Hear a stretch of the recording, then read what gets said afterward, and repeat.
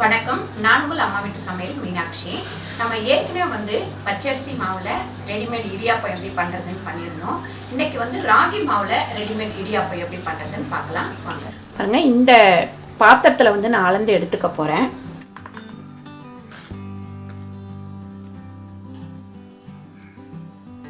ராகி மாவு 3 கப்பு, இந்த கப்பில் 3 கப்பு போட்டுக்கிறேன்.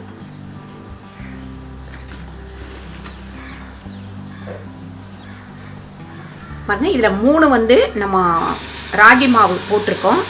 1 கப்புக்கு 3.5 கப்பு தண்ணி விட்டுக்கலாம்.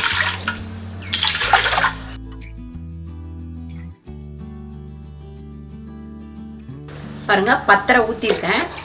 1க்கு 3.5 கல்லுப்பு போட்டுக்கலாம். நான் ஒரு கைப்பிடி அளவுக்கு, அதாவது ஒரு அரை கைப்பிடி அளவுக்கு கல்லுப்பு போட்டிருக்கேன். நீங்கள் சால்ட்டு போடுறதுன்னா ஒரு 2 ஸ்பூன் சால்ட்டு போட்டுக்கோங்க. அதுக்கப்புறம் எண்ணெய் ஒரே 1 ஸ்பூன்.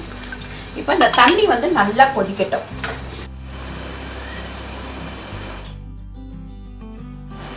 பாருங்க, தண்ணி இந்த மாதிரி நல்லா கொதிக்கணும்.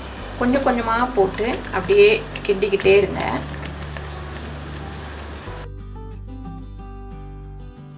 பாருங்க, நல்லா இந்த மாவு போட்டதுக்கப்புறம் ஒரு 5 நிமிஷம் நீங்கள் கிண்டி விட்டுக்கிட்டே இருக்கணும். அப்போ தான் இந்த மாவு நல்லா வெந்துடும். அடுத்தது சப்போஸ் தண்ணி ஜாஸ்தி ஆயிடுச்சுன்னா கொஞ்சம் கூட நீங்கள் மாவு போட்டுக்கலாம்.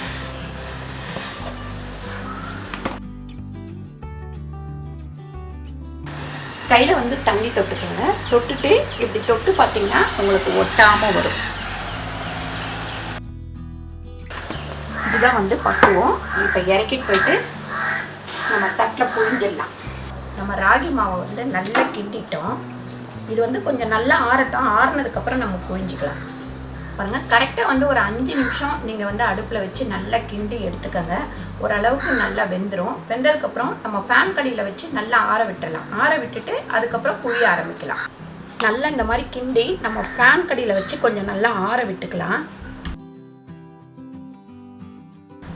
இப்போ தட்டில் எண்ணெய் தடவிக்கலாம்.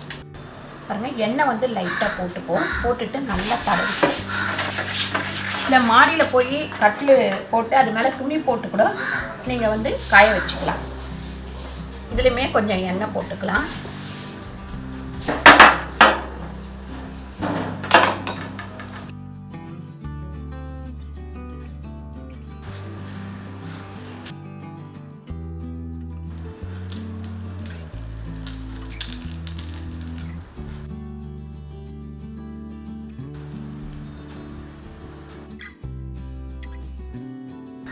இதே மாதிரி நம்ம எல்லாத்தையுமே நல்லா புழிஞ்சு எடுத்துக்கலாம்.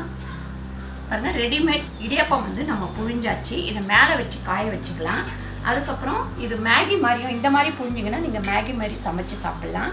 எப்படி செய்யறதுன்னு நான் செஞ்சு காட்டுறேன். போய் எல்லாத்தையும் காய வச்சிடலாம்.